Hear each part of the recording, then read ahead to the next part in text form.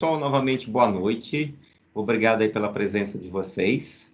Acho que a gente está fazendo um ciclo aí falando todos esses processos que a gente vem trabalhando de reciclagem, passando por reciclagem mecânica, por reciclagem, por sistemas de triagem automática, depois CDR. Falamos com o Alexandre Sitivaras, que é o operador de aterro. Na verdade, hoje a gente talvez não fale mais aterro, comece a falar mais de uma empresa ambiental, né? Depois, se eu estiver errado, a Vanessa me corrige. E hoje nós vamos estar recebendo aqui Vanessa Falcão Amorim, engenheira ambiental e sanitarista com experiência na área de resíduos sólidos e logística reversa. Atua diretamente com cooperativas de resíduos no estado do Rio Grande do Sul, com o objetivo de aumentar a quantidade de resíduos reciclados no estado. É isso, Vanessa? Isso mesmo.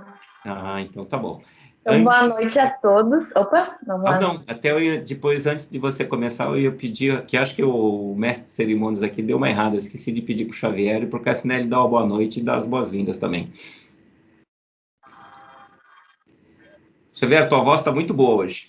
Primeiro os mais velhos, vou deixar para o Cassinelli. Tá bom, boa noite, eu não vou atrapalhar muito, estou curiosíssimo, estou super curioso para ver, né, a Vanessa falar sobre a parte de reciclagem do cartonado aí. Então, boa noite a todos, obrigado pela presença, né? E, Vanessa, vamos lá, eu tenho, assim, acho que a gente vai aprender muito hoje. Coisa boa. Bom, boa noite a todos, obrigado aí pela presença. E, Vanessa, mais uma vez, obrigado aí por compartilhar teu conhecimento aí com a gente. Então, vamos lá. Vanessa, me conta aí, então, como é que essa questão de trabalhar aqui no Rio Grande do Sul, principalmente com essa ponta das cooperativas, né? Como é que é esse trabalho? Bom, primeiro eu gostaria de falar... Primeiro, boa noite, né? É um prazer estar aqui, obrigado pelo convite. E a gente tem uma legislação aqui no estado que é a política de resíduos sólidos, né? Então, o que seria realmente o papel de uma cooperativa de resíduos? Então, por exemplo, no artigo 7º dessa política de resíduos sólidos, né, ele diz os principais objetivos da própria política. E aí ele traz, no inciso 11º, que o objetivo é promover a inclusão social de agentes diretamente ligados à cadeia produtiva de materiais recicláveis, reutilizáveis, recicláveis e recuperáveis, incentivando a criação e o desenvolvimento de associações ou cooperativas de catadores de materiais reaproveitáveis e classificadores de resíduos sólidos, bem como de outros agentes que geram trabalho e renda a partir do material reciclado. Eu li aqui só para a gente ter um escopo, né? Mas a gente vê que o principal objetivo da criação de uma cooperativa é justamente fazer a reinserção social de pessoas que estejam excluídas da sociedade. Então, o que eu vejo muito nas cooperativas que eu visito atualmente? Então, a gente encontra ex-detentos, a gente encontra pessoas com problemas com álcool, com drogas. Então, a gente vê muito essa reinserção social e a grande jogada das cooperativas seria que essas pessoas conseguissem sair da cooperativa e ir depois para um próximo nível, para que outros socialmente excluídos, né, conseguissem fazer essa reinserção novamente. Então, esse é o principal... a cooperativa de resíduos, né, ela é um dos principais programas, até ferramentas de reinserção social, né? E reeducação, essa parte a gente tem um papel social muito forte, é isso? Sim, inclusive muitos municípios têm os CRAs, né, vinculados às cooperativas para que consigam, por exemplo, quando alguma pessoa que necessita, né, de um emprego entra num CRAS, dependendo do nível de exclusão social delas, né, porque é muito difícil. Vanessa? É um centro de assistência social. Obrigado. Não é centro, eu acho, mas é um local de assistência social, né? Então sempre tem um assistente social lá, e eu até sugeriria que as cooperativas tivessem, né, os assistentes sociais, porque muitas delas precisam muito. Então esse seria um dos papéis da cooperativa, né? Além da separação de resíduos. Então, o que acontece hoje, né? Além das cooperativas terem esse papel de reinserção social, elas trabalham com um viés ambiental muito grande, que seria a separação de resíduos. Então, a gente tem muitos tipos diferentes de gestão de cooperativa aqui no estado. Desde cooperativa que trabalham apenas... Travou aqui para mim? Não sei como é que está para você. Tá normal? Tá normal. É que apareceu a tela preta aqui, disse que estava iniciando a gravação, não sei se não tinha começado ainda. Acho que já começou. Tá tranquilo. Pessoal, alguém tá tendo problema ou não? Acho que não, né? Não, tranquilo. E aí, as cooperativas começam a trabalhar com essa separação de resíduos ou vinculados à prefeitura ou de forma separada, né? De forma... não seria separada, seria individual, né? Sem um convênio com a prefeitura. E aí, o que acontece? Quando se tem esse convênio com a prefeitura consegue ter uma gestão, uma quantificação do que é gerado de resíduos e facilita, inclusive, na elaboração dos planos de gestão integrada de resíduos dos municípios. E aí, o que acontece também? Se tem esse convênio com a parte social dos CRAS. Daí tu consegue fazer uma triangulação das cooperativas com os municípios e com a parte de assistência social. Junto disso... Não, e você fala que tem esse programa muito social muito forte, né? Então trabalha assistente social do município dando apoio para as cooperativas, é isso? Sim. E que eu entendi também se eu entendi errado, você me corrija, tá? As pessoas passam um tempo na cooperativa, são reeducadas, reinseridas na sociedade e depois elas vão para outro tipo de emprego e depois volta. Como é que se fala? É uma ocupação meio que transitória? Na verdade, esse é o que deveria ser. Acontece hoje que muitas cooperativas, as pessoas perpetuam lá dentro. E, na verdade, a cooperativa deveria ser um trampolim para que as pessoas conseguissem se reinserir na sociedade, tendo esse fluxo contínuo de pessoas mesmo. Ou uma outra saída seria justamente as cooperativas cada vez mais se estruturarem e engajarem com tecnologias, né? Aumentarem as tecnologias dentro da própria cooperativa, aumentando também a educação e o tipo de trabalho, né? Melhorando o tipo de trabalho que eles têm ali dentro. A gente tem também cooperativas, por exemplo, que trabalham só com resíduos recicláveis e as cooperativas que recebem resíduos comuns. Essas que recebem os resíduos comuns têm uma insalubridade muito grande, né? Porque elas trabalham resíduos recicláveis e orgânicos misturados. E isso sem tecnologia, Vanessa? Elas têm uma tecnologia para uma separação ali inicial? Não, sem tecnologia. Atualmente, aqui no estado a gente não tem uma separação mecanizada, pelo menos não que eu conheça. E tem algumas que você possa citar aqui que trabalham com esse resíduo direto ou não? Sim, uma delas é de Lajeado. Lajeado. É resíduo direto. Uhum. Eu conheço lá, eles são 2 irmãos, são bem abertos, assim. Só que o que acontece? A separação, a coleta seletiva, normalmente tem uma quantidade muito menor de resíduos do que eles têm condições de separar quando recebem os resíduos comuns. Então, as cooperativas optam por receber os resíduos comuns diretamente. Outra que recebe os resíduos comuns diretamente é a cooperativa de Taquara. Por mais que eles recebam os reciclados também, e por mais que eles mesmos coletem em outros comércios, né, e na própria cidade, eles preferem receber os resíduos comuns para poder fazer separação e ter uma quantidade maior de materiais. Ah, entendi. E bom, não sei se eu estou tirando do teu roteiro, porque assim, eu entendi bastante essa parte social, que era uma coisa que eu não percebia antes, que eu acho que tem um papel interessante se funcionasse direitinho, né? Mas você tem, do outro lado, você tem que ter uma viabilidade econômica também, né? E aí me fala, você tem essa viabilidade econômica, como é que ela acontece, né? Que tipo de materiais se recicla, quais os valores que tem nesses materiais? Para se ter uma ideia de preço, tá? Em 2019, nas cooperativas, o papelão era comprado a 30 centavos, 40 centavos, 60 centavos, o mais, assim, o que conseguia preços melhores, né? E daí vendia direto para as recicladoras. Hoje em dia, tem cooperativa recebendo 1,20 no quilo do papelão, 1,70 eu já vi. Então, assim, são valores que subiram estrondosamente. Isso melhorou muito os salários, né? O rateio, como eles chamam, da cooperativa. Só que o que acontece?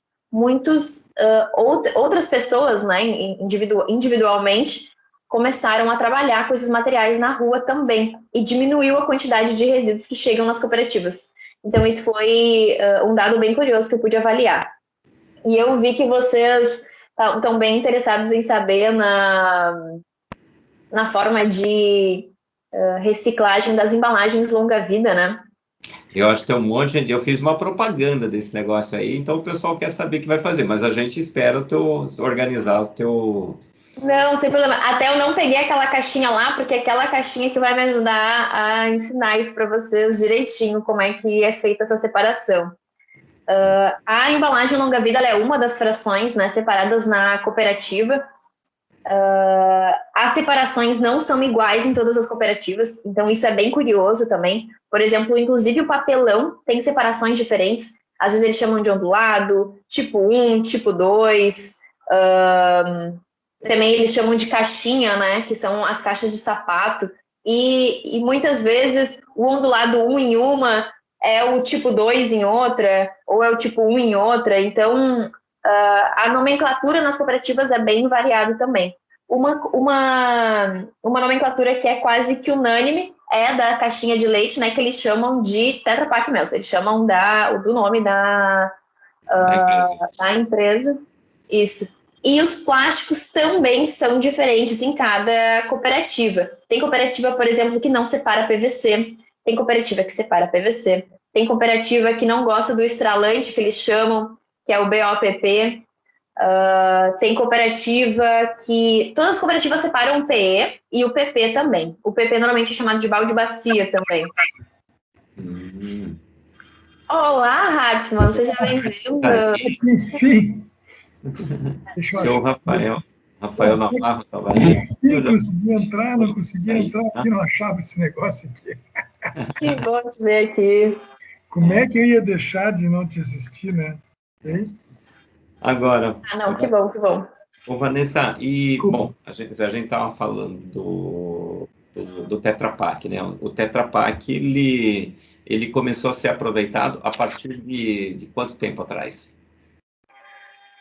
Nossa, daí eu não sei te dizer quanto tempo que ele começou a ser reciclado, mas tinha uma polêmica muito grande no início, né, de não ter a reciclagem desse material. E a Tetra Pak, ela foi uma empresa que ela foi bem a fundo nisso, né, porque ela acreditava muito na sustentabilidade das embalagens, e é bem interessante porque o core business mesmo da Tetra Pak é fazer com que o alimento chegue em qualquer lugar do mundo de forma segura. E o plástico, ele garante muito isso para o alimento, né? A Tetra Pak, ela só teve que adequar a refrigeração, que é o que dá a liga com o alumínio, né? Seria a junção do plástico com o alumínio. E aí foi acrescentado o papelão com o objetivo de colocar também a logomarca das empresas que trabalhavam com as embalagens deles. Eu vou trazer para vocês a caixinha, e daí acho que fica mais fácil para explicar para vocês. Eu vou ter que tirar o meu bonequinho daqui. Vamos lá. Eu até tinha trazido um pouco também do ganho dos municípios, ia trazer um pouquinho do ganho dos municípios em trabalhar com cooperativas, né? Mas eu posso trazer isso depois também, não tem problema. Vamos matar a curiosidade de vocês antes. Bom, a embalagem longa-vida, ela... Tá tudo curioso lá. Se não tivesse daí, eu tô perdido depois, né? A embalagem longa-vida, ela é feita de 3 tipos de materiais diferentes, né? Que é o PE, o alumínio e o papelão. 75% dela é o papelão e os outros 25% é essa mistura de plástico com alumínio, né? Então, como que acontece a reciclagem da embalagem longa-vida? Eu vou até mostrar para vocês aqui a caixinha. Ó, aqui tem a forma como é feita as camadas, né? Então, a gente tem 3 camadas de plástico, uma em contato direto com o alimento, uma que separa o alumínio do papelão e uma do lado de fora do papelão, né, para conservar a embalagem e chegar bonitinho em qualquer lugar. O que acontece? Não sei se vocês conhecem como que é feita a reciclagem do papelão. Conta pra gente. Acho que existe um equipamento chamado Hydra Pulper, né, que ele é um liquidificador gigante, e o papelão ele bate ali dentro cerca de 20 minutos, 15 a 20 minutos, para soltar a fibra do papelão e poder ser reciclado. O Tetra Pak, ele precisa de um tempo... Oi.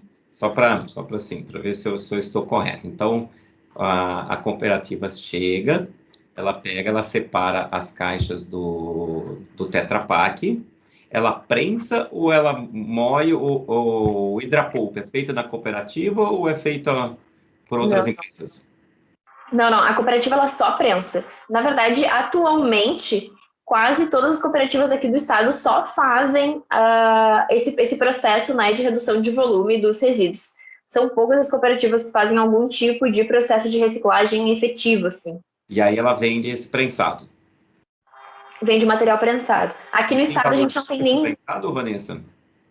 Oi? Esse prensado tem um valor bom? Melhorou bastante. Melhorou bastante. Há um tempo atrás, ele era de 15 a 25 centavos. Tinha locais que pagavam até menos, tipo 8 centavos, próximo do valor do vidro, né? Mas, atualmente, as indústrias recicladoras estão pagando 85 centavos. Então, acima até do preço que estava o papelão um tempo atrás, sabe? E os aparistas aqui no estado têm pagado 50, 60 centavos no quilo desse material. Deu uma melhorada. Aí de lá ele vai para o Hydra Pulper, isso? Da cooperativa, aqui no estado tem uma cooperativa só que vende direto para a indústria, as outras todas vendem para o aparista e o aparista faz a venda para a indústria papeleira. O que tem acontecido nesse... Está todo mundo familiarizado com o nome aparista? Quando você fala aparista, dá para definir um pouquinho? Que é muito comum para você, para a gente está um pouquinho mais distante. Claro, sem problemas.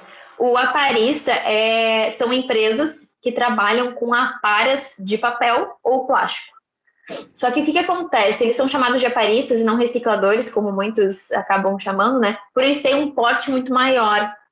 Então, tem inclusive uma associação dos aparistas do Brasil, que reúne grandes aparistas aqui do estado, inclusive, e que eles têm reuniões constantes. Acho que até é uma associação legal de vocês terem contato, né?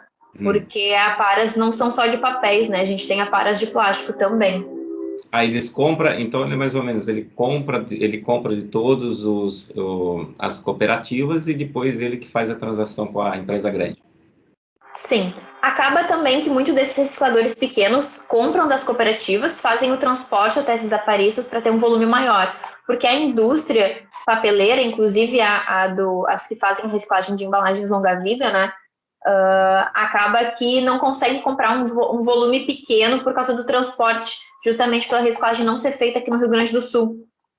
Então, a gente tem o custo do frete, né?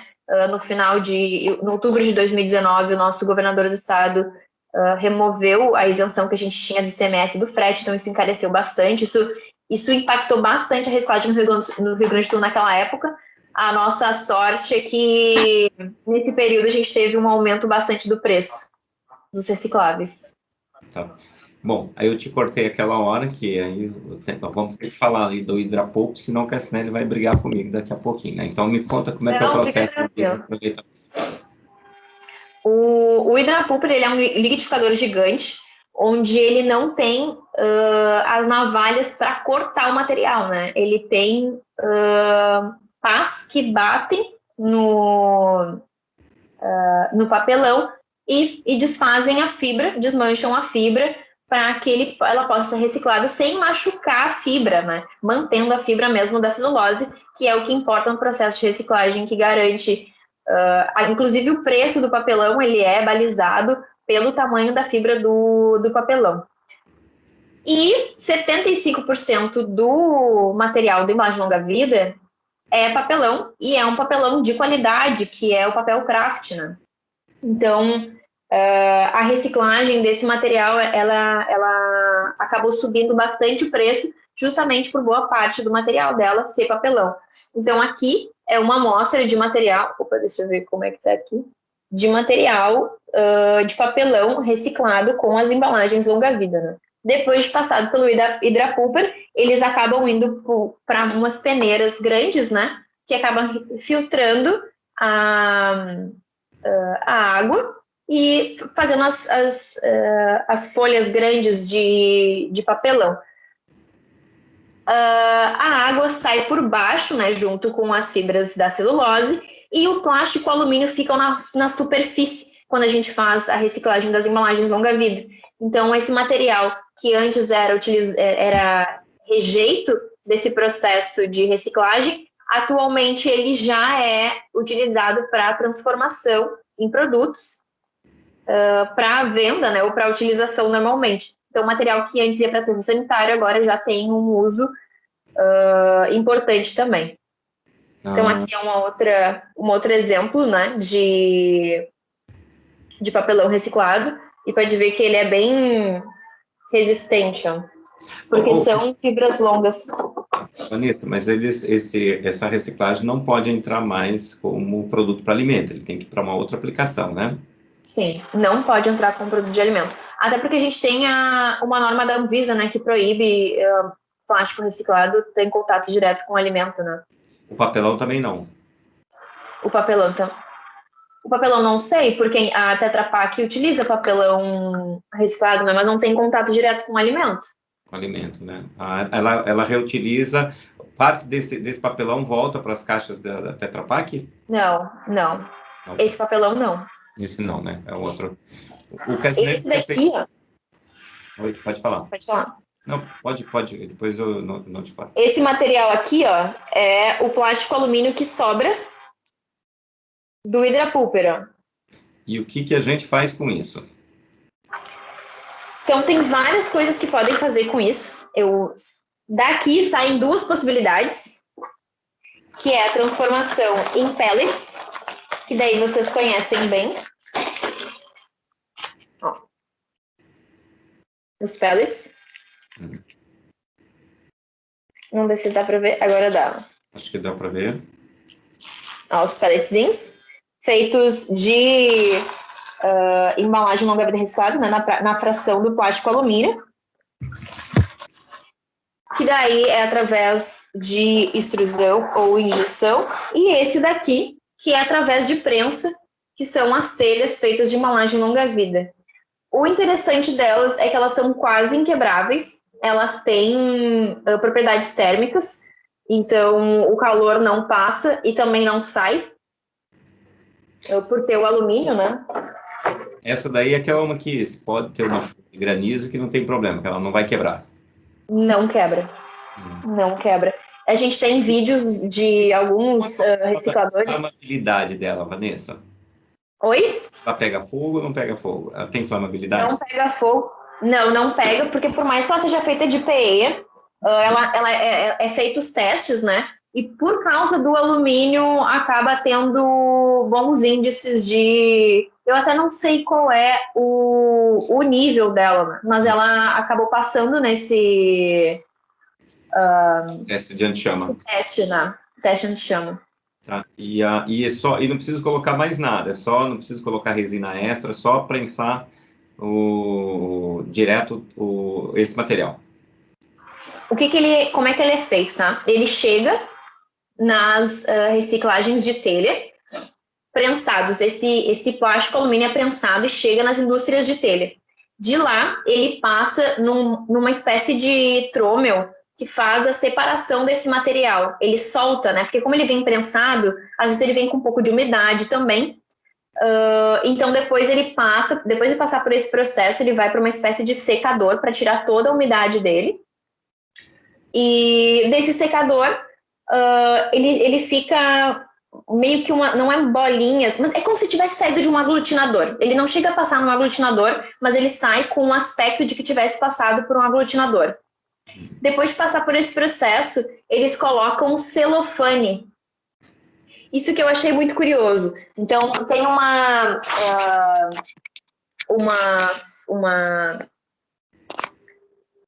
cama, né, de celofane. Eles colocam uma forma, enchem com esse plástico alumínio, aí põe o celofane de novo, eles fazem várias camadas assim, ele entra num forno, aquece e é prensado. Depois dessa prensa, ele entra ainda quente no ondulador. Ah, entendi. Ele faz a placa e depois ele põe no ondulador. Sim, mas é a prensa que garante a não infiltração. Entendi. Porque o que aconteceu? Há um tempo atrás, a separação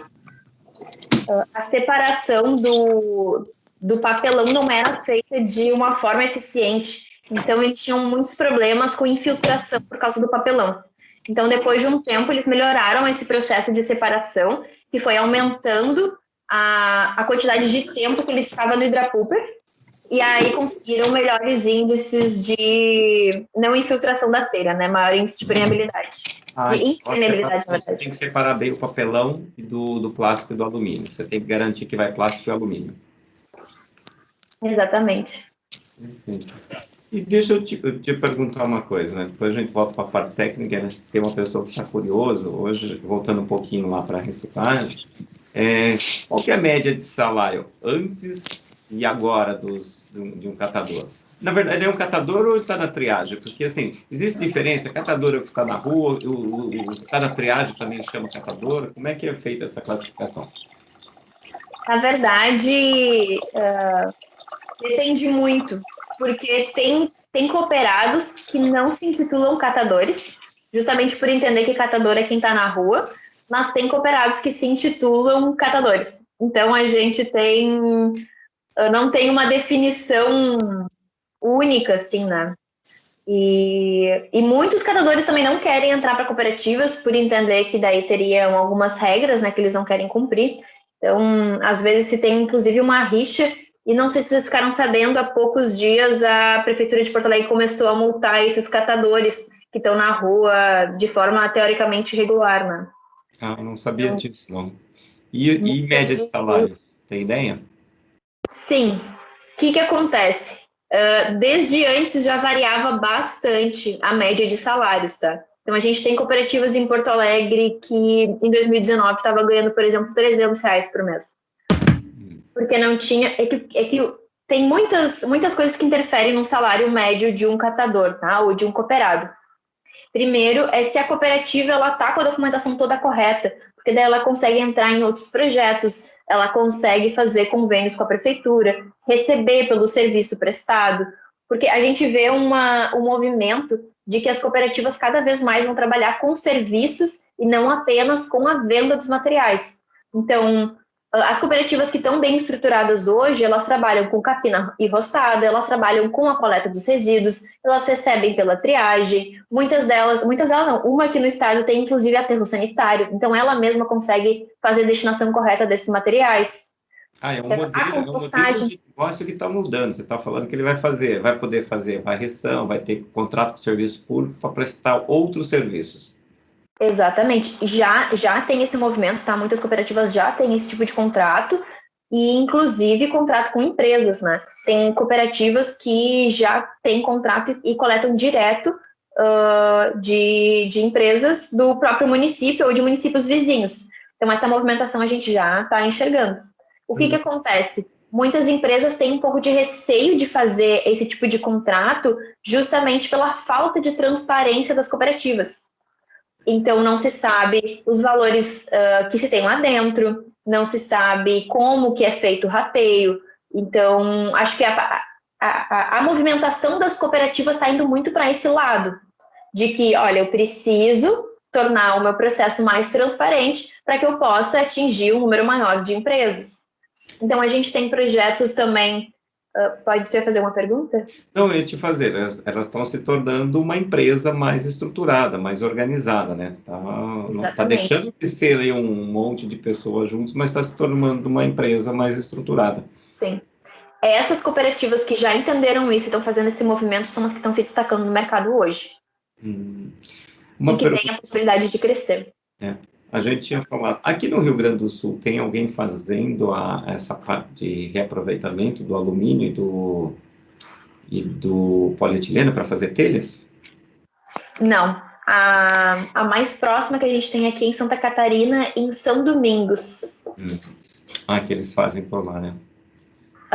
Lá eles fazem tanto as telhas, quanto eles fazem palmilhas para sapato com o papelão. O que a gente tem aqui no estado são fabricantes de telhas, mas que não fazem a separação do plástico alumínio, né? Eles recebem já separados. Eles recebem e faz a telha aqui mesmo.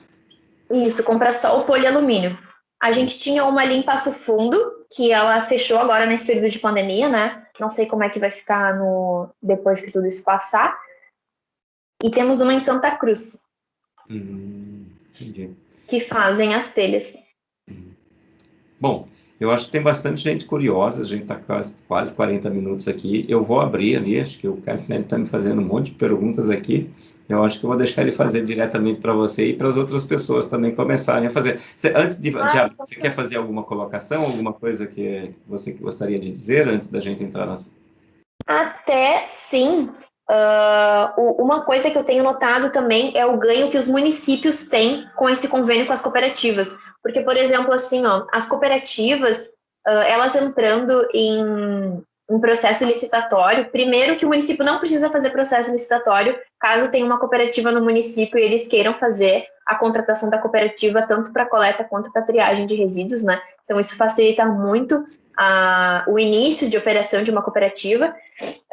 Esse vínculo garante ao município um controle da quantidade de resíduos gerados, o que está indo para aterro sanitário, o que está sendo triado, e inclusive essa reinserção social, né, de algumas pessoas, gera emprego e tudo mais. E também uma espécie de terceirização de gestão, né, onde os equipamentos podem ser do município e não necessariamente ter uma pessoa concursada responsável pela operação desses equipamentos. Então, tem municípios que têm uma usina de triagem e fazem a cedência desse espaço para as cooperativas para que elas possam operar. Legal. Bom, tá? Posso abrir agora, Vanessa? O pessoal vamos lá. Tá, então vamos lá. Tá aí. Primeiro cumprimentar quem está aí, o nosso amigo Rafael também, Rafael Navarro, tá por aí, tudo bem? Rafa, professora Raquel, Simone, tudo bem? Rafa, que cenário bonito esse daí, hein? Você está aqui nem o Leonardo também? Está trabalhando assim? Está na petroquímica hoje? Isso aí. Vamos lá. Quem é o primeiro? Eu. Nossa, isso eu não tinha dúvida, né? Tá. Vanessa, quantos por cento das embalagens Tetra Pak são recicladas no Brasil hoje? E você tem um número em outros países, só para a gente ter uma ideia? Nesse último relatório de sustentabilidade que eles lançaram, né, foram 44% das embalagens lançadas aqui no Brasil. Então, até no início da consultoria que a gente começou, eram 23% reciclados. Na meta era 23% ainda esse ano, né, 23, alguma coisa. Nos outros países eu até não sei. A gente foca bastante na parte aqui nível Brasil, mas eu sei que tem projetos também a nível América Latina, né? E também, mas assim, os projetos são muito diferentes em outros locais do mundo. Aqui no Brasil a gente tem esse modelo de cooperativa, mas, por exemplo, na Europa é direto com aquelas grandes empresas que fazem tanto a coleta desse material, né, quanto a destinação. Então, eu até acho que fora do país não é feito produto, ele é usado mesmo com geração de energia. Porque acontece o seguinte também, né? O Brasil é um dos maiores usuários de embalagem Tetra Pak, né, do mundo. Tanto que, a ponto do pessoal que usa reciclado de alta densidade, né, reclamar que no Brasil era difícil achar alta densidade de sopro por conta de o Brasil usar muito embalagem Tetra Pak, né? Então, isso é uma realidade, né? A outra coisa é o seguinte: por que não existe outros projetos de reciclagem da parte polietileno-alumínio, tipo assim, pirólise do polietileno, reciclagem química do alumínio usando soda, esse tipo de coisa? Há um tempo atrás, a Tetra Pak investiu, sim, numa planta de pirólise, mas eu confesso que eu não sei o motivo, ela não entrou em operação. Eu conheço bem esse projeto, né? Inclusive o Mário, que é o cara que fez o projeto, eu tenho contato com ele toda semana, praticamente, né? Era um projeto ali em Piracicaba, junto com a Suzano, se eu não me engano, ou Clabin, era uma ou outra, né? Usava um sistema de pirólise usando o plasma, né? Então, tinha o liquidificador aí, né, que separava o produto, o alumínio e o polietileno iam para o forno de pirólise e o alumínio virava uma barra, um lingote. Depois eles começaram a fazer, como o alumínio era moído, né, e ficava em partículas pequenas no plástico, ele virava um pó. E o pessoal começou a vender esse pó para tinta da indústria automobilística para pintura metálica, né? E o polietileno virava CO2, metano e cera, que era vendido para a indústria química e etc. Né? Eu acho que tem... Até quando a gente teve essa informação dessa planta de pirólise, né, ali na Tetra, não tivemos grandes informações sobre isso, né? Até por ela não estar em operação. Mas bem interessante, ele foi cortado assim, um pouco disso, né? Porque ela não estava em operação mesmo. O problema principal é o custo energético, tá? O plasma, a energia térmica de plasma custa muito, né? E aquilo era, assim, interessante do ponto de vista de tecnologia, mas inviável do ponto de vista econômico. O pessoal tem feito aqui, o Augusto, pode fazer pergunta direta, o bate-papo não é Tetra Pak, não, acho que é mais geral. Tetra Pak a gente colocou no cardápio, mas acho que a Vanessa tem um espectro de conhecimento aí muito maior que a Tetra Pak. Pode fazer a pergunta, sim. Vanessa, eu vou perguntar por aqui então, tá? Eu até mandei pelo chat, mas eu queria perguntar... Acho que é melhor, porque nessa eu já não estou conseguindo ler as perguntas, né, Augusto? Então é melhor você falar, ouvir ainda estou conseguindo bem. Eu queria saber um pouco mais sobre os plásticos flexíveis, né? Como é que está sendo isso tratado nas cooperativas? Eu sei que uma parte acaba tendo uso, né? Você acaba achando clientes que têm interesse nisso, mas como é que está a questão dos plásticos que não têm uso ainda? Você tem uma ideia de quantidade que está indo para aterro, que acaba passando, e quanto que isso representaria do todo? A questão do BOPP alumínio, PET, PE, esse tipo de embalagem. O BOPP, eles não gostam muito de trabalhar. O que acontece? No fardo, ele fica muito leve. Então, um fardo grande de BOPP acaba não tendo um peso muito significativo.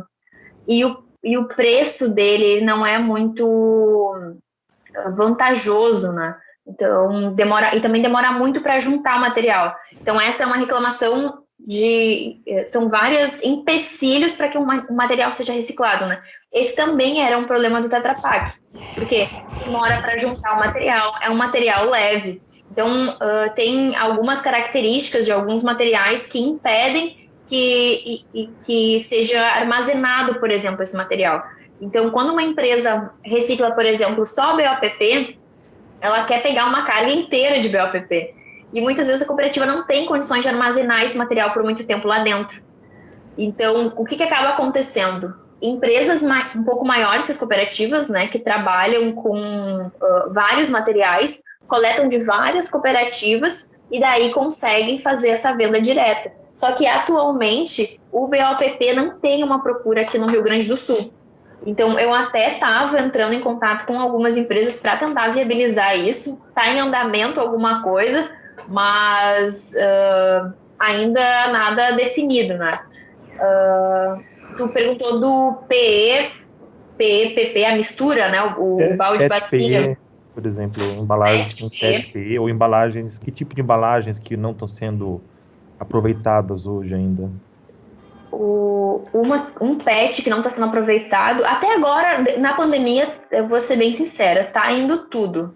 Mas a gente tinha uma dificuldade muito grande antes com os que têm cor, né? Por exemplo, aquele rosa, que saiu até com uma moda, assim, né? Tinha o chamado, até ele ganhou um nome específico, que é o Bonafonte, que a empresa Bonafonte tinha aquela cor mais alaranjada, né? Uma cor ocre, âmbar, e também aquele era um dos mais difíceis. E aí o PET verde, o cristal, e eu como água, né? Então, muitas vezes compravam até misturado, pagando preços de cristal, de tão valioso que o PET está se tornando, né? Perfeito, obrigado. Pessoal, obrigado. Pessoal, tá aberto. Quem mais quer fazer perguntas? E se não, já levantou a mão, hein? Sabe que eu tenho dificuldade. Até não sei se eu respondi tudo que o Augusto... Vai lá.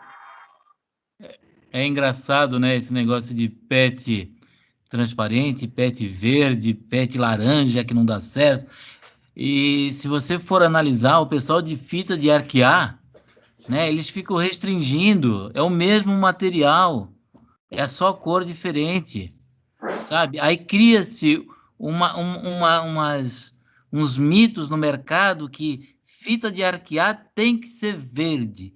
O que não for verde não é bom, sabe? Tem umas coisas que é impressionante. Isso aconteceu também com hélice de radiador, tá? Teve um doido aí que essas hélices são tudo feitas de nylon com fibra. Teve um doido que fez com PP, com fibra e jogou. Só que ali é uma área de alta temperatura. Andou dando um tremendo problema. Todo o nylon reciclado preto, que era dirigido para isso, o pessoal começou a não querer aceitar porque achava que era PP. Então a gente começa a criar, tem os clientes, a população que se utiliza de plástico, cria uns mitos que, pelo amor de Deus, né? É impressionante. Mas sabe que agora, saindo um pouco da reciclagem, mas como algumas coisas acabam respingando, eu tenho um cliente que ele compra essas fitas PET verde, porque ele trabalha com exportação, só que o que acontece? Elas estão arrebentando. Então até pode ser algo interessante, talvez até para vocês tentarem resolver isso. As fitas de PET, até não sei qual era a marca, tá? Posso descobrir e falar em off aí para vocês. Tava arrebentando. Então, quando ele puxava lá aquele esticador, né? E grampeava e ela estourava. Tá arrebentando porque o pessoal não sabe trabalhar com PET, tá? Isso é um plástico de engenharia, não pode ter umidade. O pessoal mete na extrusora o PET úmido e o PET é super sensível, tá? Então não pode ter umidade. Então eles metem o material úmido, tá? E aí degrada, tem uma degradação na extrusora, quebra as cadeias, diminui a massa molar e você perde muito de propriedade, tá? Poderia esse pessoal entrar com extensor de cadeia para juntar as cadeias, aumentar a massa molar. Então eu acho que é isso que a gente tem que fazer, é tentar levar esse conhecimento para esse pessoal. Mas o básico do básico, o pessoal não respeita, que é trabalhar com material úmido. Plástico de engenharia não se trabalha com umidade. É verdade, Rogerinho. Isso daí vai estar dentro daquele nosso plano de ação lá, de a gente conseguir dar um treinamento para as cooperativas, que a gente tem que ter essa conversa aí com a Vanessa aí, mas ficou todo mundo correndo para a gente conseguir estar fazendo valorização desse material. Eu tenho mais uma pergunta. Desculpa. Vamos lá. Não, você falou do BOPP, né? O que é o BOPP? São snacks, aquele metalizado, laminado com impressão no meio, é esse tipo de coisa que o pessoal separa e ninguém quer? Ou é um BOPP mais limpo, sei lá? Tem 2 tipos de BOPP. Um que é transparente, que é, por exemplo, de massa, sabe? Que daí eles chamam na cooperativa de estralante, porque quando tu mexe ele faz um estralo mais forte. E o BOPP salgadinho, né? Que é esse com laminado dentro. Esse com laminado dentro não tem quem compre atualmente. É esse que eu estou tentando conseguir. E quem compra o laminado, esse também compraria o de massas, tá? Mas esse transparente, esse tem venda aqui no estado. Eu não saberia te dizer o preço agora, mas também não é tão fácil conseguir, porque as cooperativas elas não querem guardar o material por muito tempo, porque eles também sabem o custo do estoque, né? E muitas vezes eles não têm espaço e eles dão prioridade para ter espaço para materiais que tenham um valor agregado maior, né? Quando eles liberam o espaço, para onde vai isso daí? Vai para o aterro ou eles conseguem vender num preço mais baixo? Depende da cooperativa. Depende, inclusive, de onde ela está no estado. Então, aqui na região metropolitana, a gente consegue ver várias... Tem pessoas que trabalham com reciclagem que tem só um caminhão e consegue passar nas cooperativas e coletar esses materiais mais difíceis. Claro que daí eles têm essa tendência de querer pegar outros materiais, né, com mais valor. Mas, por exemplo, a gente trabalha só com plástico. Daí ele pega tudo que é tipo de plástico. Tem cooperativa que ele tem uma fidelidade com um específico. Eu trabalho com ele paga mais barato, por exemplo, o PET, mas ele pega, como eles chamam, né, todas as porcarias. Então, um que tem dificuldade de venda aqui no estado é o PS Copinho. Aí eu consegui uma empresa em Santa Catarina que faz a compra desse material. Só que daí tu chega nas cooperativas, eles falam, Vanessa, como é que eu vou armazenar 5 toneladas aqui para o cara vir buscar? Então demora um tempo para que eles consigam armazenar esse material. Então, aqui na região metropolitana a gente consegue fazer isso, porque como tem várias cooperativas que conseguem armazenar um pouquinho de cada material, esse cara com o caminhão pega, passa coletando, né? Leva pro pavilhão dele e vende específico para esse maior. O do copinho, o de PS, o copinho de PS, eu sugiro você procurar a Inova, tá? A Inova, ela tem um programa de compra desse material e está desesperado atrás desse produto, que eles lançaram, inclusive, um produto que tem 30% desse reciclado aí, né? E eles têm tido dificuldade em achar o copinho, tá? Então, seria interessante. O BOPP, dependendo da quantidade que você tem aí, eu consigo colocar para você aqui em São Paulo. Só precisa ver a questão de viabilidade. Depois você me fala que isso daí vira fitilho, né?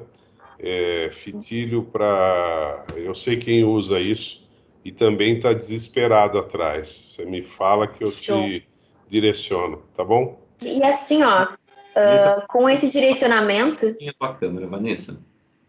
Tá o quê? A tua câmera tá aí fica melhor ou subir um pouquinho? Eu tenho mania de ir chegando cada vez mais perto. Inclusive, Cassinelli, eu consigo fazer um grupo que não recolhe apenas aqui no Rio Grande do Sul, mas que consiga os materiais de Santa Catarina e do Paraná também. Porque esse material está com essa dificuldade nesses 3 estados. Sei.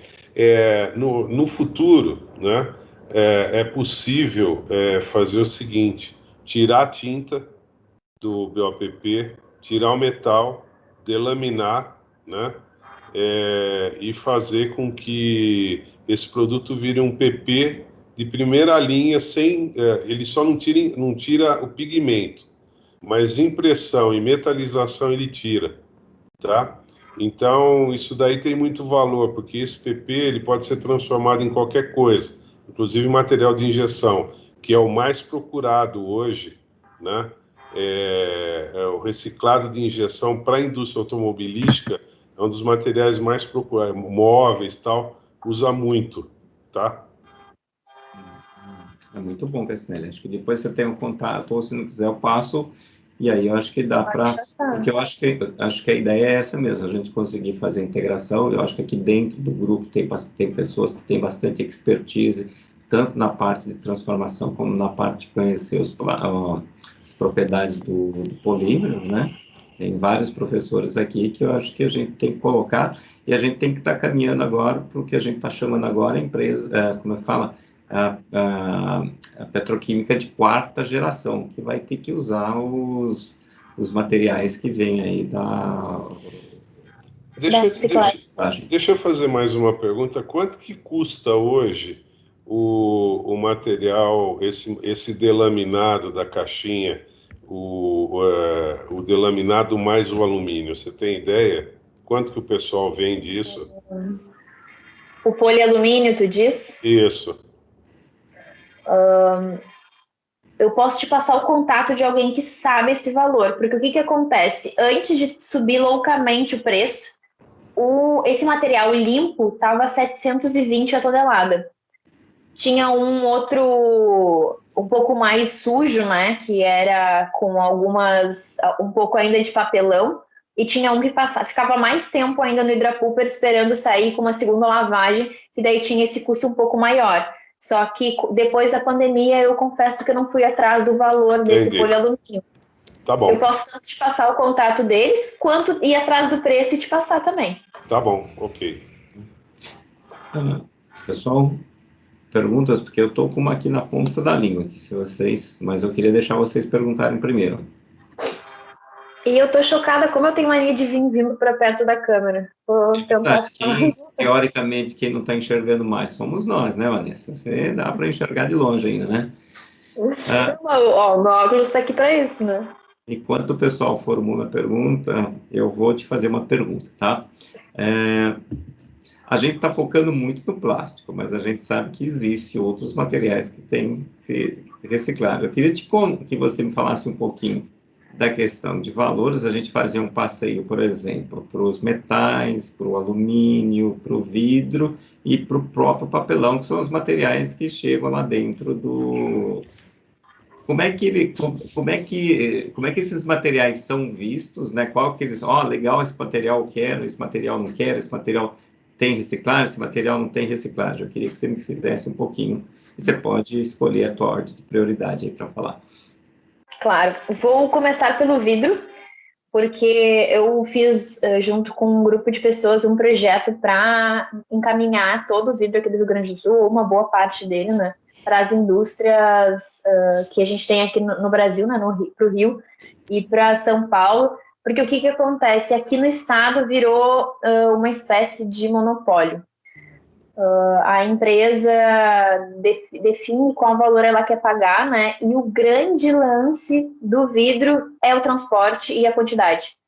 Então, atualmente aqui no estado, a gente tem cooperativas que não recebem nada por triar o vidro. Eles pegam um resíduo gratuitamente, a cooperativa separa e não é remunerada por isso. Tem locais que pagam 5 centavos, tem locais que pagam 8 centavos, e o máximo que eu já vi até então foi 15 centavos quando a cooperativa leva até o local.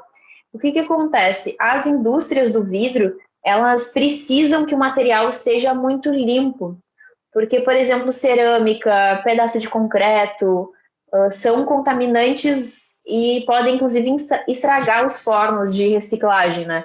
Então, ter essa pureza antes de chegar até a indústria de fabricação de garrafas acaba fazendo com que as cooperativas não consigam levar direto esse material para essas indústrias. Eles têm essa parte da qualidade de material é bem alta.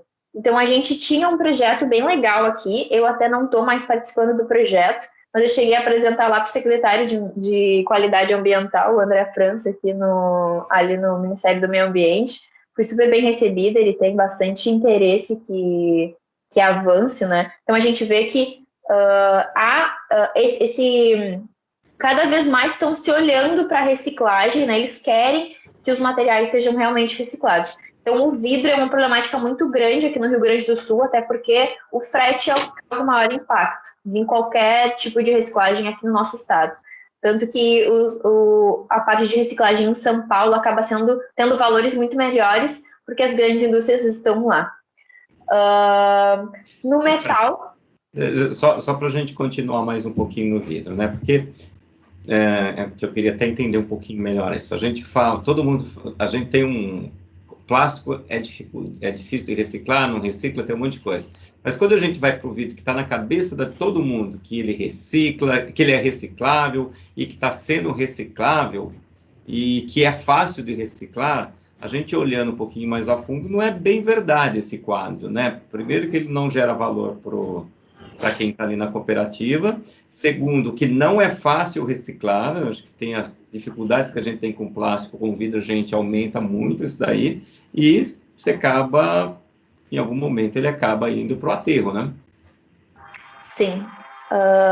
Eu não saberia dizer o quanto de vidro vai para aterro, mas é uma quantidade relativamente significativa. Justamente porque as cooperativas, elas entendem que elas precisam triar aquilo que traz mais benefício financeiro para elas, até porque essa é a renda delas, né? Então, o vidro acaba ficando para depois. Muitas vezes a cooperativa separa quando se tem esse convênio com a prefeitura, onde a prefeitura coloca que é obrigação separar todos os materiais, inclusive o vidro, e que ela tem, por exemplo, uma espécie de multa caso ela não separe algum tipo de material. Ou ela tem um bônus quando diminui a quantidade que vai para rejeito, né? Para depositário. Então, se tem esse tipo de negociação. O vidro tem, sim, esse problema. O grande lance do vidro é que ele é 100% reciclável e infinitamente, e ele reduz a utilização de matéria-prima não renovável, né? Porque o vidro ele vem da areia, é um recurso natural que não se renova, né? Ele não é renovável, e ainda se tem um aproveitamento energético, né? Tem uma redução do custo energético de 70% quando tu faz a reciclagem do vidro ao invés de utilizar a matéria-prima areia. Então, isso é bem positivo. Ok. Aí depois a gente falou, metal acho que é um negócio que tem valor, mas chega numa quantidade pequena, né? Até não. Não? Em 2019, início de 2020, os metais ferrosos estavam a 30 centavos. Não falando do alumínio, né? O alumínio a gente sabe que tem um alto valor, o cobre também, mas os ferrosos estavam a 30 centavos mais ou menos, e é o que a gente tem em maior quantidade, por exemplo, em cooperativas, né? Acaba chegando uma quantidade legal lá, sim, mas mais quando eles fazem as próprias coletas, tá? Quando eles recebem a coleta seletiva, não chega muito, não. Foi a 1,30 e acho ainda que está subindo e que é possível que suba mais. Então, a gente mais que dobrou, mais que triplicou, na verdade, o valor da sucata ferrosa. E o alumínio também. A latinha, ela estava 4, 13,50, ela ultrapassou R$6, que é o alumínio, né? Então, a gente vê que todos os materiais que tem esse vínculo, né, matéria-prima, estão com uma demanda muito grande. Então, teve uma falta desse material que, na minha opinião, é devido justamente ao início da pandemia, onde a gente viu muitas cooperativas parando de trabalhar.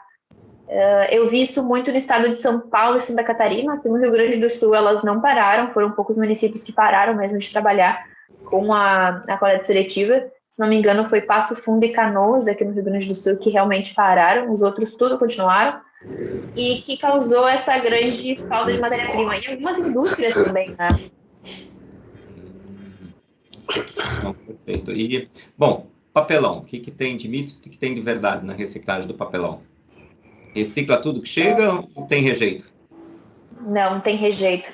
Principalmente aqueles que estão com mistura, né? Então, quando a gente acaba misturando os resíduos sólidos orgânicos com papelão, não tem como. Não é nem não tem como. Atualmente, as indústrias recicladoras acabam recebendo praticamente tudo por causa da falta de matéria-prima, né? Então, antigamente, eles tinham por exemplo, tipo 1, tipo 2, tipo 3. Atualmente, eles colocaram tudo no tipo 1. Porque tem essa falta de material e eles estão aceitando, inclusive, classe 3 como classe 1, por exemplo. Mas o papelão, de uma certa forma, ele não chega aí para o aterro, ele acaba sendo reaproveitado, ou vai muito pouco. Não, alguma coisa vai, né? Mas com essa alta do material, Não é tá bem indo difícil ir. Eu acho que quase nada. Se vai muito pouco. Só os municípios, talvez, que não tenham coleta seletiva, né? E que não tenham cooperativa. O Hartmann quer fazer uma pergunta. Hein? O Hartmann quer fazer uma pergunta. Com a mão levantada. Oi, Vanessa, tudo bem? Olá, tudo bom? Que aula, hein? Que aula, hein, Manuel? Ai, coisa boa. Ô, Vanessa, diz pra gente uma coisa aqui. Tu que visita todas as cooperativas, todos os municípios, quase todos aí, conhece as cooperativas, dá um número pra gente de quantas cooperativas tu acredita que se sustentam e que são administradas e que fazem um bom trabalho no nosso estado como um todo. Olha, mais ou menos assim, aproximado, assim. Acho que umas 10, talvez nem isso. De quantas, Vanessa? Então, assim, a gente deve ter umas 200 cooperativas aqui no estado. Que tem transparência, né? Porque a minha preocupação, não é nenhuma preocupação, né? Mas o que eu acho que deveria ser o correto. Não é que, por exemplo, um presidente ou a parte do financeiro ali não possa receber mais. Eles podem. O grande lance é que, até por ser cargos diferentes, né? Só que isso precisa ser transparente. E eu vejo que algumas cooperativas escondem isso porque talvez quem esteja lá na base não vai entender. Só que a transparência, no meu ponto de vista, é algo bem importante. Quer dizer que de um total de 200, a gente teria aí uns 5% mais ou menos que a gente pode dizer que faz um bom trabalho. O resto faz um trabalho paralelo, digamos assim. E acaba sendo até um pouco complicado, porque muitas empresas grandes querem fazer investimentos em cooperativas e justamente por essa falta de transparência e o compliance da empresa, né, não conseguem fazer destinação. Então, eu tenho uma amiga que ela trabalha bastante com isso, essa parte de gerenciamento de resíduos dentro de empresa, e ela fala, Vanessa, não tem condições de destinar para uma cooperativa, porque eu não sei para onde é que tem esse material, eu não sei como é que as pessoas estão trabalhando lá, e a empresa, ela trabalha sério, assim, né? Então, eles preferem não ter vínculo com as cooperativas. E as cooperativas acabam perdendo com isso, né? O grande gerador é responsável pelo que ele gera, né? Exatamente. E, inclusive, o que acontece com o que ele gera, né? Porque uma cooperativa, quando ela recebe material de uma empresa grande, até pela nossa instabilidade jurídica que a gente tem aqui no Brasil, né? A cooperativa, o próprio cooperado, ela pode ir atrás da empresa, colocar na justiça dizendo que estava separando o material, entende? Então, esse tipo de coisa faz com que as empresas prefiram não se envolver. Algumas, né? Pessoal, tá aberto.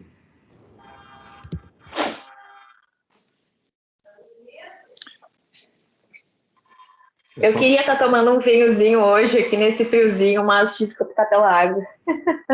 Não tive escolha hoje. O pessoal tá tímido hoje para fazer perguntas. Né? Aí eu até achei que fizeram bastante. O Augusto, acho que tem mais uma pergunta ali. Morita. Mais uma pergunta. Você comentou bastante do Tetra Pak, comentou do papelão, né? O que eu recebi de contato de algumas empresas foi que no papelão às vezes tem muito plástico. Bastante plástico, esse é um baita problema. 5 toneladas, 3 toneladas por dia, e eles não conseguem dar fim para isso, dar uso. E acaba indo para aterro. Você chegou a observar isso também depois da cooperativa e se alguém achou algum fim para isso? O o grande problema desse plástico é que, na verdade, a maior parte desse plástico é durex, que é usado para fechar as caixas. Não vou dizer que 100% é durex, mas uma parte dela é durex. Algumas empresas até têm optado agora por usar aquele durex que é mais, que não é de plástico, né? Mas, de qualquer forma, isso não seria a melhor solução ou a única solução. Mas algumas cooperativas também não fazem a separação perfeita, né? Então, isso é bastante observado. Eu só não sei o que passa na cabeça, porque o plástico ele tem um valor maior que o papelão. Então, não faria sentido eu colocar o plástico no meio do papelão, pensando que o plástico tem um valor agregado maior, né? O que eu vi nos casos parece que sai um coating no papelão, no papel. Isso faz como um polietileno que acaba tendo uma densidade muito baixa, vem muito contaminado, é difícil de trabalhar aquilo lá, muito contaminado, pouco denso e é aterro. Não tem solução, é aterro. Isso é mais a indústria de alimentos, né? Que daí a gente começa... Por exemplo, eu recebi esses dias aqui em casa uma embalagem de sushi que vinha com... não era papelão, era aquele papel mais estruturado, né? E que tinha essa película de plástico dentro porque é o plástico que conserva o alimento, né? Não é o papelão. Só que eu não gosto das misturas quando ela não vem com uma solução. Então, o que acontece? Por esse plástico ser muito fininho, quando tu coloca num hidrapooper, ele não separa, ele fica grudado. Eu acredito até que ele tenha uma cola, eu não tenho certeza disso, tá? Mas eu acho que ele tem uma cola e daí não tem como separar esse material. No caso da Tetra Pak não tem cola, então bateu e soltou. Mas esse pode ser que tenha cola, ou ele seja muito fininho, né? E aí acabe... Ou até seja uma resina, né? Porque algumas vezes o próprio papel é tratado, por exemplo, revista, né? Tu não consegue tirar. E tem uma fração separada só para revista. Por quê? Porque ela é diferente. A revista não recicla. Até recicla. Mas é uma fração diferente. Mas são duas frações que estão sendo eliminadas. O jornal e a revista. Porque agora tá tudo online, né? É e-book, não tem mais revista mesmo. E o jornal que tem acaba indo muito para o pessoal dos pets, assim, utilizarem. Vanessa, eu vou fazer mais uma, depois vamos ver se o pessoal quer fazer. A gente sabe, quando a gente tem a coleta seletiva, né? A gente faz a coleta seletiva, mas nem tudo que chega na coleta seletiva você consegue reaproveitar. Você tem ideia de quanto no total? Vamos lá, chega a 100 toneladas numa coleta seletiva, quanto que consegue ser reaproveitado, misturando todos os materiais, e quanto depois ainda acaba ainda para o aterro? Tá, isso pensando a coleta seletiva, né? Só a fração. Na coleta seletiva, isso. Tá, nesse caso, eu diria que de 70% a 90%. Por quê? Muitas pessoas ainda não sabem separar em casa, então depende muito da cultura do local. O grande lance é quando o material é misturado, né? Que daí, como a gente tem a mistura do material e acaba caindo muito a qualidade, chega assim, até surreal, chega a 3%. Peraí, 3% de aproveitamento que fica na cooperativa. 96, a gente faz a coleta seletiva e consegue, num sistema de coleta boa, a gente faz a coleta seletiva, quantos por cento vai para o aterro e quantos por cento consegue ficar? De todos os materiais. Tá, peraí, é que depende muito, tá? Tá. Depende muito do local. Quando se tem uma coleta seletiva eficiente, o que é muito difícil, porque as pessoas elas não sabem separar em casa. Então, o grande problema está no consumidor. Na porque educação. Ele não tem... Tá, na educação. O consumidor ele não tem essa sensação de propriedade, de que ele faz parte disso. Então, o que acontece? A gente não tem a separação adequada em casa, a gente tem mistura, inclusive, de rejeitos. Então, muitas vezes chega na cooperativa lixo que veio de banheiro, né? Papel higiênico. E muitas vezes as pessoas colocam os plásticos do banheiro no lixo do banheiro. Então, por exemplo, shampoo, que é PAD, né, que tem um valor grande para reciclagem, acaba talvez não chegando nas cooperativas que poderiam ser reciclados, ou quando chega misturado com papel higiênico. Então, é esse tipo de coisa que a gente precisa que o consumidor comece a se dar conta para que a gente tenha uma maior eficiência na reciclagem dos materiais.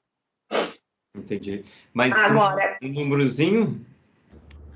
Número, eu acho que uns 77%. Quando chega separado a fração reciclável, tá? 77% eles conseguem aproveitar e 30% vai para o aterro, ou o contrário? E aí, esses um pouco menos de 30%, né? Vai para aterro. Menos de 30% vai para o aterro, tá bom. Tá. Isso é uma coleta boa, né? Isso, e sem contar que daí o lixo comum, né? O lixo da coleta comum acaba indo para aterro também.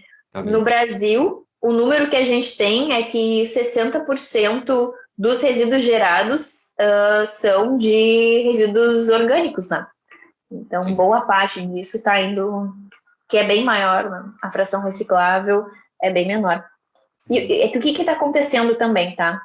Muitas vezes, antes da coleta seletiva chegar nas cooperativas, passam os chamados catadores, né, ou atravessadores, como eles chamam, e pegam uma fração que tem um valor agregado maior. Então, nesse período de pandemia, eu acredito que muito do reflexo de ter perdas de emprego, muitas pessoas se voltaram para esse tipo de trabalho. E acabou que chega menos material de qualidade nas cooperativas. Mas o que salvou eles nesse período é que, como teve essa alta de material, eles conseguiram manter ou melhorar os salários que eles tinham. Então, duas coisas foram boas de aumento, tiveram duas consequências interessantes. Então, o aumento de material gerou uma quantidade de pessoas maior catando, né? Uma concorrência, essa palavra que não estava vindo, uma concorrência para os cooperados, mas ao mesmo tempo aumentou o valor dos materiais, então não teve uma perda de receita. Um impacto grande na receita. E muitas cooperativas conseguiram melhorar o valor de rateio.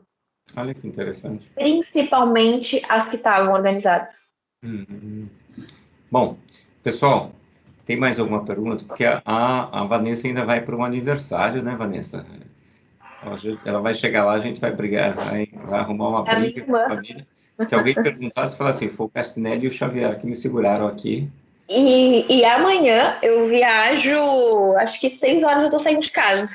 Tem que estar 7 horas no lugar. Então, ainda tem que fazer as malas. Tô muito ferrada. Então tá bom. Alguém tem mais uma pergunta para a gente encerrar, pessoal? Mas eu tô à disposição, tá, gente? Não tô correndo ninguém. Podem fazer perguntas. Cassinelli se conteve, o Xavier ficou quietinho, então acho que a gente pode ir encerrando. Vanessa, você quer fazer alguma observação final antes da gente... Eu queria saber quantas pessoas a gente tem aqui agora, porque eu só enxergo 8. Não sei se tem mais. Tá com 15. Tá com 15, a gente chegou acho que 19.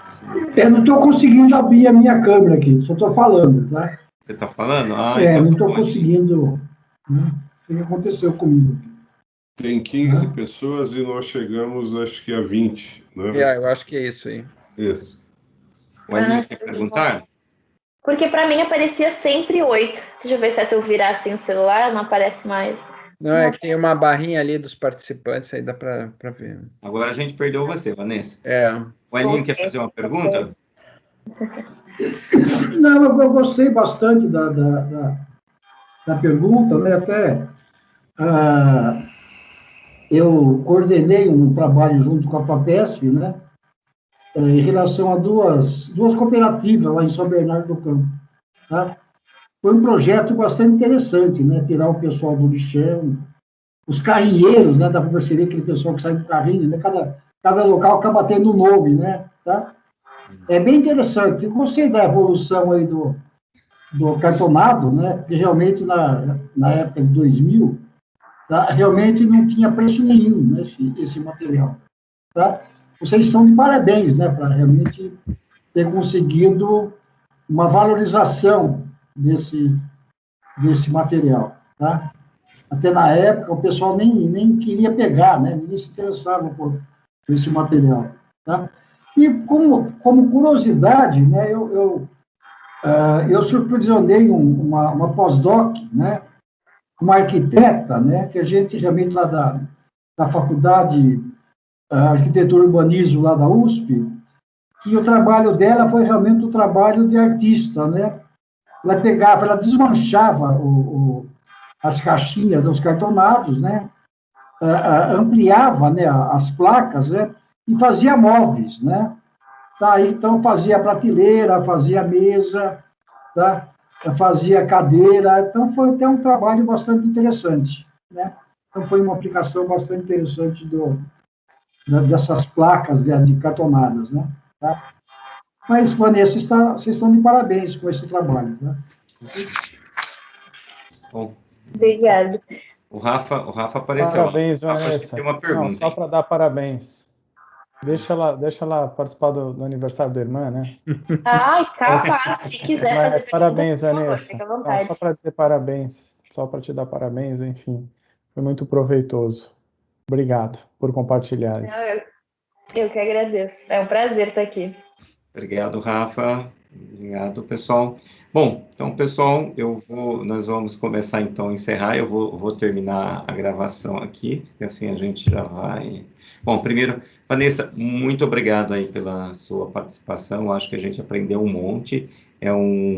Como é que a gente sempre... acaba criando uma ideia, algumas coisas, sem realmente conhecer. E eu acho que nada melhor do que a gente conhecer essa realidade, conhecer tudo isso e saber, principalmente, essa parte social, que talvez a gente não olhe menos, a gente acaba sempre se preocupando mais um pouquinho, tá? E a questão ambiental, a questão de reciclagem, o que nós vamos fazer com plástico, como a cooperativa pode ajudar com isso, né? E aí você trouxe um outro lado, que é um outro lado muito importante, que é essa parte social, que eu acho que a gente tem que levar em consideração também, e principalmente a parte de educação, que eu acho que o pessoal pode estar contribuindo bastante. Muito obrigado mesmo. E fique preparado, a gente vai te chamar outras vezes. Não, com certeza, vai ser um prazer. Gosto bastante de poder trazer a minha experiência, né? E eu acho que essa troca, ela abre muito a mente, né? Como a gente fez outra vez, né? Conversei um pouco com o Gerson, já abri alguns caminhos para algumas coisas, já conversei contigo e com o Rogério, né? Que a gente já também pode evoluir em outras coisas, então eu acho que essa troca nos dá, inclusive, insights e ideias de como fazer para conseguir aumentar. O meu objetivo, eu até puxei isso muito para o pessoal, que é aumentar a reciclagem de materiais aqui no Rio Grande do Sul. Eu peguei isso muito como objetivo da Vanessa, sabe? Então, no que eu puder ajudar, podem contar comigo de verdade. Vou estar à disposição aqui para o que vocês precisarem. Tá fechado. Olha, essa parte ficou gravada, tá? Eu achei que já tinha acabado a gravação. Feliz aniversário lá. Muito obrigado, gente. Boa noite. Valeu, gente. Boa noite. Boa noite. Obrigado, Boa Valeu, noite.